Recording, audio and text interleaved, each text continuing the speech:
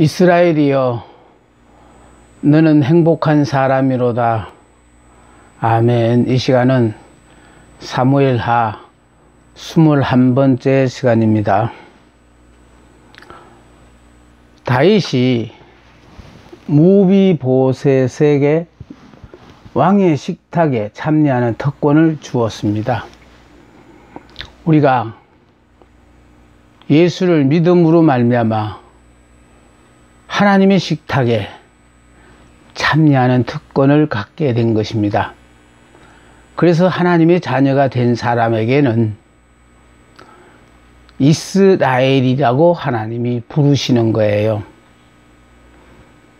야곱이 약복 강변에서 복 달라고 기도했을 때에 하나님은 야곱의 이름을 이스라엘로 고쳐주셨어요. 그 이스라엘의 의미는 너는 이제 아버지의 아들, 즉 이삭의 아들 야곱이 아니라 하나님의 왕자 이스라엘이다. 그렇게 이름을 지어주셨어요. 그래서 이스라엘이라는 이름을 지어줬지만은 야곱이 금방 이스라엘로 변화되지는 못했어요. 그래서 야곱으로 부르다가 이스라엘로 부르다가 그러면서 이스라엘이 되었을 때, 다시 말해서 이스라엘이 되었다는 것은 완전히 영의 사람이 되어서 쉽게 어떤 사람들과 속화되지 않는다라는 거예요. 그래서 분명히 세상 풍속과 유행 따라 사는 것이 아니고 하나님의 자녀는요, 하나님의 말씀 따라 살아요. 그래서 완전히 이스라엘로 살게 되어졌을 때에 애굽으로 내려 보냈던 것처럼, 그래서 하나님은 우리가요 이스라엘로 살아야만이 우리를 통해서 하나님이 이루시고자 하는 당신의 계획을 이루시는 거거든요.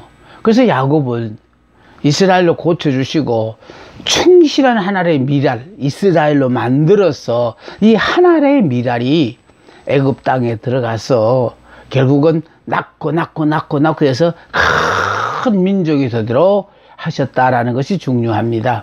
그러니까요, 나 하나가 하나님이 나를 통하여 하시고자 하는 그 하나님의 목적을 우리는 몰라요. 그러니까 그것을 우리는 무조건 하고 환경에 순응하고 말씀에 순종하면서 살다가 보면은 내가 바라는 나의 꿈이 이루어진 것이 아니고요, 하나님이 나를 통하여 이 땅에 이루시고자 계획하신 그 일의 주인공이 되는 거예요. 그래서 내가 그런 사람만 되어지면은 하나님이 세계 만방 모든 사람들 앞에 완전하게 드러내는 그런 역사의 주인공이 되게 합니다. 자, 그의 아버지의 재산 소유권이 그에게 확정되고 시바가 그 정인이 되어집니다. 사울은 그의 아버지도 부자였으므로 재산이 퍽 많았던 것 같아 땅과 포도를 물려받았습니다. 보십시오. 죄인으로서 20년 세월을 숨어서 살던 무비보셋이 왕의 부르심을 받았을 때 얼마나 두렵고 떨리는 마음으로 나아갔겠느냐 이 말이에요. 드디어 나의 정체가 드러났다. 그런 두렵고 떨리는 마음으로 왕 앞에 나아갔는데, 뜻밖에도 왕은 무비보셋에게 너무 큰 은혜를 베푼다는 것입니다. 그의 모든 죄가 용납되었고, 뿐만 아니라 아버지는 안 계시지만은 아버지 때문에 왕자처럼 행하였고 유산을 물려받아 가지고 이제는 먹고 사는 문제도 전혀 걱정할 수 없는 이런 기막힌 삶이 펼쳐진다라는 것. 보세요. 그래서 우리가요, 세상과 짝하여 막 열심히 살아가는 사람들을 하나님께서는 그 가운데서 불러내세요. 그 불러내는 방법이 어떠냐? 어떤 사람은 사업의 실패를 통하여 불러내기도 하고, 육신의 질병을 통하여 불러내기도 하고, 자녀의 문제로 불러내기도 하고. 그래서 하나님은 다양한 방법에 의해서 하나님 앞에 나와서 하나님의 은혜로 살아야 될 사람들을 불러내시는 거거든요. 오늘 무비보셋이 왕의 부름을 받고 나옴으로 말미암아 어떻게 됐습니까? 정말로 아주 그냥 팔자가 확 바뀐 사람으로 변해버렸잖아요. 우리가 예수 믿고 이렇게 변해야 돼요. 예수 믿고 정말 물질적인 축복도 누리고 싶은 대로 한번 누려보고, 누려볼 때 뭐를 깨닫느냐? 이게 전부가 아니구나. 눈에 보이는 이 물질보다도 정말 주 안에서 누리는 이 참 평안이, 이게 가장 큰 복이라는 것을 깨닫게 해 주세요. 이걸 깨달으면 더 이상 물질에 집착하지를 않아요. 세상 것에 집착하지를 않아요. 정말 좋으신 하나님이 내게 허락하신 모든 것들은 다 나를 위하여 좋은 것으로 의도적으로 허락하셨는데, 내가 그걸 못 깨달아서 그 깨닫게 하니라고 필요없는 고생을 많이 했고 많은 시간을 낭비했다라는 거, 제가 깨달은 건 그겁니다. 그래서 제가 지금 이 시간을 통해서 혹시나 나 같은 사람이 계시다 하면은, 그래서 주의 은혜로 말미암아 환경과는 전혀 상관없이, 내가 가지고 있고 없고하고는 전혀 상관없이 하나님이 나를 통하여 이 땅에 실현하시고자 계획하신 하나님의 아름다운 뜻이 나타나는 그런 여러분들의 삶이 되었으면 좋겠습니다. 사울은 그의 아버지도 부자였으므로 재산이 퍽 많았던 것 같다. 땅과 포도는 물려받았어요. 안 죽인 것만 해도 감사하지요. 그런데 이렇게 정말로 상상도 못한 이 기가 막힌 축복까지 받았다는 거 아닙니까? 하나님이 우리를요, 죄로 말미암아 죽어가는 우리들을 죄에 자유롭게 하는 걸로 끝나지 않고, 너는 내가 죽을 때 예수 안에서 너도 죽었다, 그러니까 더 이상 죄의 종로로 타지 말고 하나님의 자녀로서, 야, 나를 보라, 내가 이렇게 행복자로 살지 않느냐, 이걸 보여주라고 하나님은 우리를 부르셨는데, 많은 분들이 이거를 못 깨닫고 사는 것 같아서 안타까울 뿐이에요. 그것이 얼마나 되든 상관없이 이제는 모든 것이 무비보셋의 소유가 되었어요. 우리 모두 이렇게 한순간에 정말 죄의 종에서 하나님의 종으로 바뀌어지는 이런 은혜를 입었다면은, 이름만 바뀌어지는 것이 아니고 내 신상, 이와 같은 놀라운 삶이 펼쳐져야 돼요. 무비보셋의 재산 관리는 전적으로 시바에게 일임했습니다. 시바에게 재산의 관리를 맡긴 이유가 있어요. 무비보셋의 모든 재산을 시바에게 맡기는 이유, 누구보다도 그 내용을 잘 알고 있기 때문에 관리를 잘 할 수 있었고, 또 그의 아버지의 종이었으므로 믿을 수도 있었고, 또 많은 식구와 하인을 거느리고 있으므로 그 일을 하기에 충분했어. 그래서 시바로 무비보셋의 모든 재산을 맡아서 관리하도록 하시게 하셨다는 거예요. 자, 그 결과로 이제 무비보셋은 아주 편안하게 되었습니다. 그냥 하루 사이에 완전히 그냥 무비보셋의 아주 그냥 신상이 확 바뀐 겁니다. 우리가요, 정말 예수를 믿음으로 말미암아 예수 안에서 이렇게 바뀌어진 사람이라는 것을 너무너무 많은 분이 모르고 살고 계시기 때문에 난 그걸 여러분 앞에 내가 시간이 허락하는 난 계속해서 이렇게 깨우쳐 보려고 애를 쓰는 거예요. 아주 편안하게 되었고요. 아무 걱정 없이 많은 재산을 누렸고, 또요, 수입은 많은데 비해 지출의 필요가 별로 없었어요. 모비보셋처럼 우리가 하나님을 믿음으로 말미암아 하나님의 은혜에 의해서 이 기막힌 삶을 한번 여러분 살아 보셔야 되지 않겠습니까? 근데 하나님은 우리에게 다 허락하셨는데 우리가 이걸 못 깨달아서 못 누리고 있다는 것. 나만 죽으면 되는데, 또 그것도 나만 죽는다는 건 뭐냐?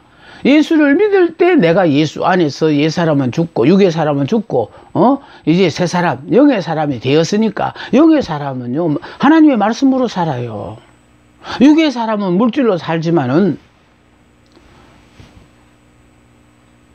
영의 사람은 하나님의 말씀 따라 살아요.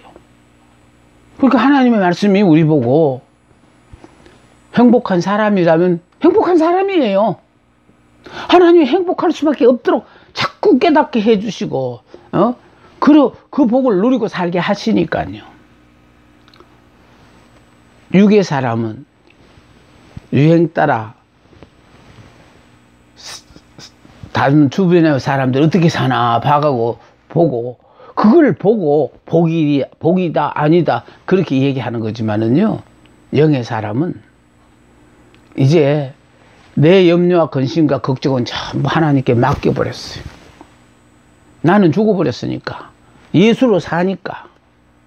그래서 예수님께서 내 모든 문제에 대해서 전적으로 다 책임을 져주시니까 생사화복 모든 걸요.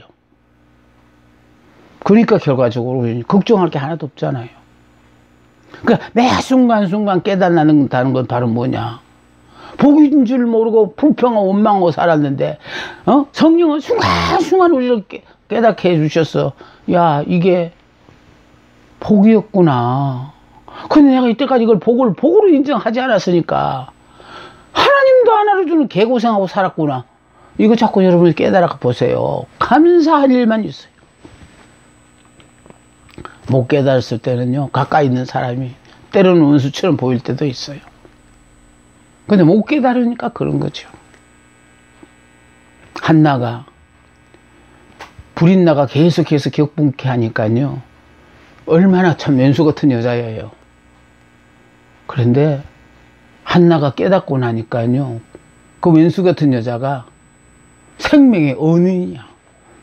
불인나가 그렇게 격분하게끔 안 했더라면 자기는 오늘의 한나가 있을 수 없었다라는 걸 한나는 그걸 깨달았어요. 그래서 하나님은요, 우리에게 이 문제만 이렇게 제발 이 문제만은 해결해 달라고 우리가 이렇게 안타깝게 하나님 앞에 하소연하지만은 하나님은 전혀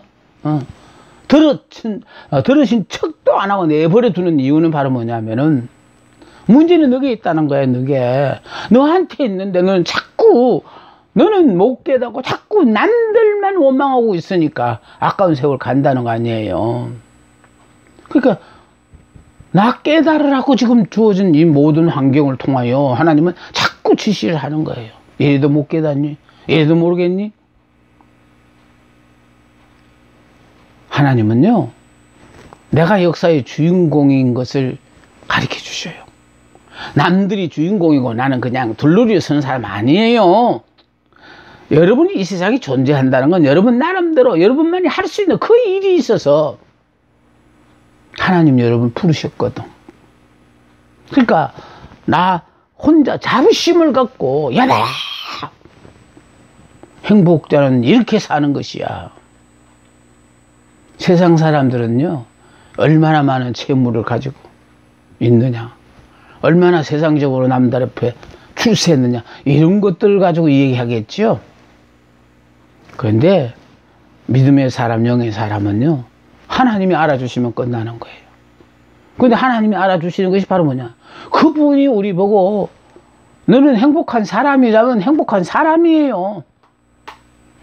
그러니까 안 믿는 사람들이 보기에는요, 어쩌면 저런 환경에서도 이렇게 저렇게 기쁘고 즐겁게 행복하게 살 수 있을까, 그걸 의아해해요. 왜냐하면은 세상의 기쁨은요, 내가 원하고 바라는 것이 이루어졌을 때 기뻐요. 그런데 주 안의 기쁨은요, 환경과 형편으로 봐서는 절대로 행복할 수가 없는데 하나님이 내 마음에 평안을 주시고 행복하게 만들어 주시니까. 그래서 주님 그렇게 말씀하셨죠. 내가 주는 평안은 세상이 주는 평안과 다르다고. 주님이요, 태산 같은 문제를 우리 앞에 두고 우리가 염려 걱정하는데도, 마음에 걱정해야 되는데도 내 마음에 평안을 주시면요, 전혀 염려 걱정이 되지를 않아요. 그거 안 된다는 건 무슨 뜻이냐, 그 문제를 지금 주님이 내 대신 맡아서 처리하고 계신다라는 그런 뜻이에요. 그런데 그 처리가 내가 기대하는 거는 빠른 시간 내에 지금 당장 이루어지기를 바라는 것이지만은, 하나님은요, 경우에 따라서는 하나님이 때에 하시는 거예요. 그러니까 어떤 건 즉시 들어주는 게 있는가 하면, 아무리 기도해도 하나님은 침묵해 계시는 시간이 많다라는. 그럼 침묵해 계시는 그 시간은 무슨 시간이냐? 우리는 그 침묵의 시간, 하나님이 침묵하실 그때가 가장 불안해서 어쩔 줄을 몰라요. 근데 침묵해 계실 때는 더 굳건한 믿음으로, 믿음이 흔들리지 말고 너에게 약속하신 약속의 말씀만 굳게 부여잡고 주님만 바라보라는 뜻이거든요. 그래서 하나님은요, 내게 항상 좋은 곳으로 허락하시기 위하여 때를 기다리게 하셔요. 그래서 때를 기다리는 그 자체가 우리가 생각하는 때하고 하나님이 생각하는 때는 완전히 틀려요. 예를 들어서 아브라함에게 큰 민족이 된다고 약속하여 주셨을 때 아브라함 부부는 당장 내년이면은 자녀를 얻을 줄로 기대를 했어요. 그런데요, 그들 부부가 도저히 육적으로는 자녀를 낳을 수 없을 때를 하나님이 기다리셨어요. 아브라함이 75세, 사라가 65세 때 성경은 이미 생리가 끊어졌다고 나오거든요. 이건 아이를 낳을 수 없다라는 전제 조건이에요. 아이를 낳을 수 없고 아브라함은 75세였으니까 그러니까 두 사람 사이에 자녀가 없는데 하나님은 두 사람 사이에 자녀를 주시겠다고 약속을 했으니까, 그러니까 그 약속을 기다리는데 결국은 하나님은 두 부부가 완전히 자녀를 낳을 수 없을 때 기다리셨다가 하나님이 약속하신 약속의 말씀 때문에 25년 후 100세에 이삭을 낳게 하셨어요. 이게 바로 우리가요, 우리는 그나마 내가 이렇게 하던 사업이 망하기 전에 나를 도와주세요, 어떻게든지 그냥 우리는 그냥 조급하게 그렇게 부탁하죠. 하나님은 새 역사를 시작하시는 데는요, 완전히 다 그냥 망하게 만들어 놓고 우리의 방법으로는 도저히 불가능하게 되게끔 기다리셨다가, 그게 이제 바로 우리로서는, 나로서는 불가능하다 하고 내가 죽은 사람에게 한해서 죽은 사람만 하나님 붙잡고 역사하시잖아요. 그러니까요, 또 베다니의 나사로가 병들었을 때 가족들이 와서 우리 오라버니가 죽고 가니 빨리 와서 도와달라고 하는데도 예수님이 그 소문을 듣고도, 소식을 듣고도 이틀을 더 유하셨다라는 거는 죽어라, 빨리 죽어라, 네가 죽어야만이 부활의 새 역사가 시작이 된다고 기다리신 거예요. 그래서 죽은 지 나흘 후에 베다니 마을을 찾아가셨잖아요. 그 베다니마를 찾아가셨던 이유가 뭐냐? 네가 나를 믿으면은 하나님의 영광을 보리라. 그리고 하나님의 약속의 말씀을 우리가 믿기만 하면 이런 부활의 역사를 체험하는데 많은 분들이 이 약속을 안 믿어요. 왜? 우리로서는 불가능하거든요. 가능해야 아멘을 할 거 아닙니까? 불가능한 걸 갖다가 하나님 믿으라고 그러니까 우리는 그게 믿음으로 받아들이기가 어려우니까 아멘 하질 않아요. 그래서 시체가 부패해서 냄새가 난다고 얘기를 하는데도 예수님 모르고 간 게 아니에요. 그 소리를 듣고도 네가 믿으면 하나님의 영광을 보리라. 그 문제는요, 믿음이에요. 믿음. 그리고 난 다음에 나사로에 나오라 라는 그 말씀, 그 우리가 분명히 알아야 됩니다. 나사로에 나오라는 말은 나사로에게는요 자기 말로 들려야 되는 거예요. 지금 이 시간도 이렇게 열심히 여러분 앞에 이렇게 말씀을 전해도 이게요 이쪽 귀로 듣고 흘러버리는 남의 말로 들리는 사람 앞에 역사가 안 나타나고, 오늘따라 하시는 말씀이 자꾸 의도적으로 나를 향해서 하시네. 정말 듣기가 민망스럽네.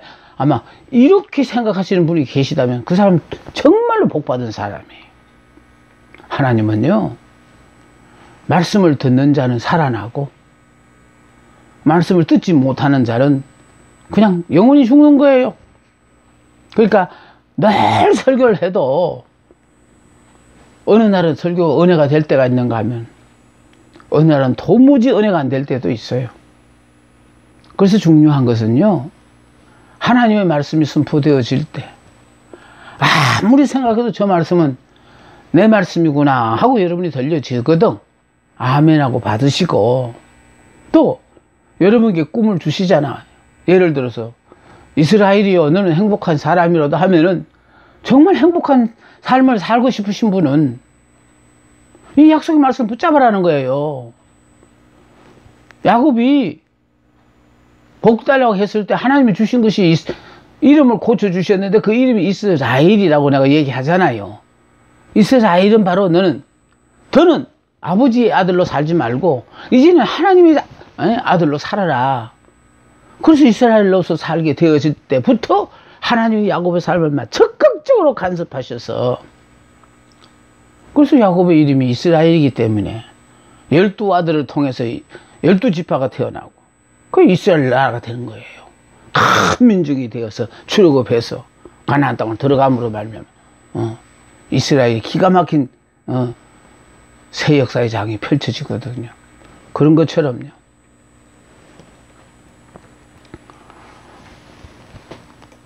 자, 그는 다윗의 식탁에 식사를 했기 때문에 정말로 수입이 많은 데 비해서 지출이 필요가 없었습니다. 자, 하나님의 은혜로 말미암아 우리는 수렁에서 끌어올려져 하나님의 자녀, 사랑하심을 받는 자들의 일원이 될 수 있었고, 그렇죠. 우리는요 율법으로는 자격이 없어요. 그러니까 결국은 구약 성경은요 아무리 율법으로 하나님을 잘 믿으려고 해도 인간은 율법을 지킬 수가 없어요. 그런데 왜 율법을 주셨느냐? 그 율법이 있어야만이 자신의 한계를 빨리빨리 깨닫는 거예요. 그래서 지키라고 주셨다기보다도요 도저히 못 지킨다는 한계를 빨리 깨달으라고 율법을 주셨어요.